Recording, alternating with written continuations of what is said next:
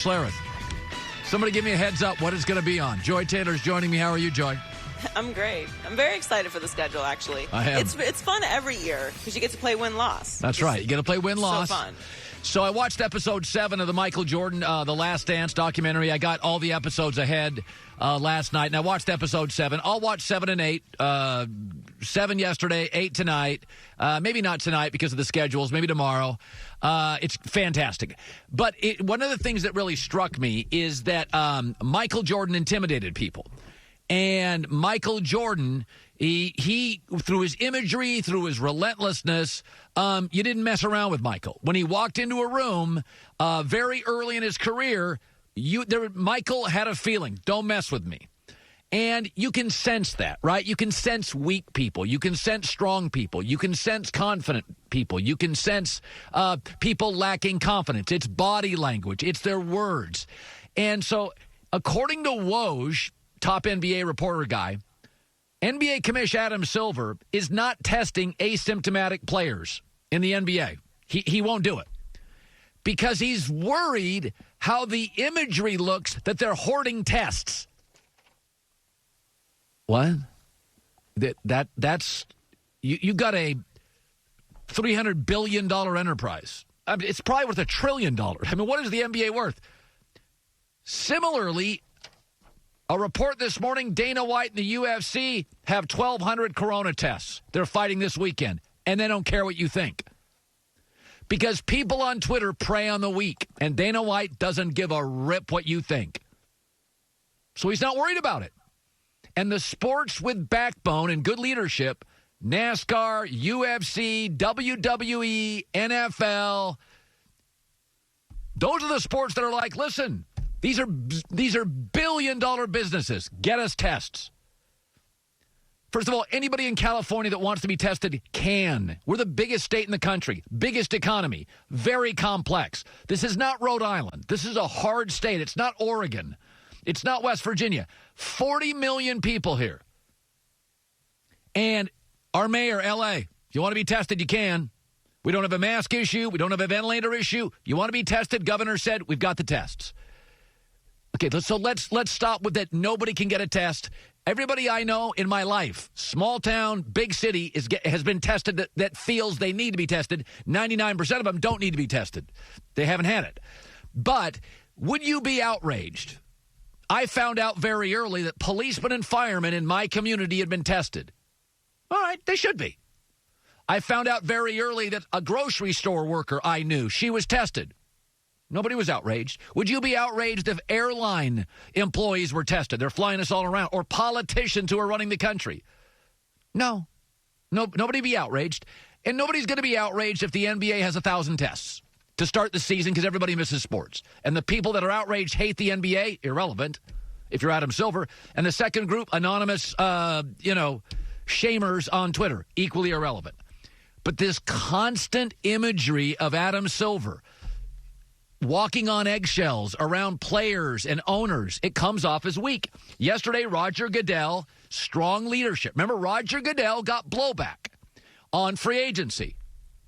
No, he didn't care. It was a home run. He got blowback, even from NFL reporters on the draft. He didn't care. It's called strong leadership. It was a home run. You got to have a backbone during this stuff because there's shamers and heat-seeking panic missiles all over the internet. Block them, mute them, don't listen. We're not going to have 0 cases. It's not going to happen. There's going to be deaths. It stinks. You can't sit around and worry constantly about perception. And the people that don't, Roger Goodell yesterday said no commenting on the season, no speculation. It's 5 months out. That's ridiculous. That's called leadership. Dana White's called leadership. Companies with strong leaders are going to flourish in this thing. And it makes me this morning, and I've made no predictions on this. All I know is masks work and social distancing works. Of course masks work. If you and I are wearing a mask, you don't think that's going to cut down on the spread of a virus? Of course it works. And social distancing obviously works. That's all I know. The only prediction I've made for sports, SEC football is going to happen. It may not happen in September. It may be October, November, but it's going to happen. Outside of that, no prediction. But that this morning by Adam Silver, that kind of concern about imagery, that's the kind of stuff that makes me think the NBA season's over. I'm not predicting it, but because the people that are going to survive here in sports, you got to have a little bit of a backbone. You can't be worried about all the shamers on social media. You can't. I mean, if you say, I think we should kickstart the economy slowly with social distancing, I mean, it's an avalanche. Tyranny of the mob. They attack you. You better be strong. And Adam Silver, it's my only knock on him. I think he's smart. I think he's a good guy. Sometimes he comes across as weak, as paralyzed by Twitter, consumed by what his players think of him. You're the commissioner. Owners are your boss. Players are not your bosses. Owners are your bosses. So I saw this story. The Cincinnati Bengals don't have a very great history, and they said yesterday, we were not moving off that first pick for Joe Burrow. You know what? The more I thought about it, the more I was like, all right, I'm really interested in what their schedule looks like, because I think Cincinnati and Joe Burrow, they're the kind of team that could be helped if their schedule is soft early. If Burrow, who's going to be forced to start, can start with Washington or the New York Giants, get a couple of those games at home, it's like, all right, Miami early, all right. So the NFL schedule released tonight. Cincinnati's a team I'm really going to look at. But you know what's funny about this whole thing? And I get why Cincinnati picked him. He's an Ohio kid. They don't have any equity built up with their fans. He's a good prospect. You can certainly argue. I don't think he's the best prospect. I think it's Tua. But you can certainly argue Burrow over Tua. I'm okay with that. I mean, if you think that, that's fine. I think they're fairly close. I just think Tua's a more natural sort of athlete and was good from day one, high school, college. I like him more. But injuries, blah, blah, blah. So, but what's funny about this is the blowback I get when I say, I think Joe Burrow, I think he's going to struggle. Sports gives us, like nothing else, a roadmap of what's going to happen. And we keep not listening. The reason I was so right on the Cleveland Browns, Freddie Kitchens would be fired, Baker wouldn't be as good as the number one pick should, John Dorsey wouldn't last, was because of Cleveland's history. Let's see, an undersized, cocky, bad judgment, police video, two-time walk-on will not be good enough to overcome the NFL's most poorly owned franchise. That was difficult? Oh, yeah, they hired Freddie Kitchens as a coach. He'd never been a coordinator. Nobody in the league had ever offered him a coordinator job. That sealed it. And I got nothing but crap. And, of course, I was right in all of it. Not because I'm smart, not because I'm a magician, not because I'm Copperfield or David Blaine. It's because of history. Sports keeps telling us what's going to happen. Believe it.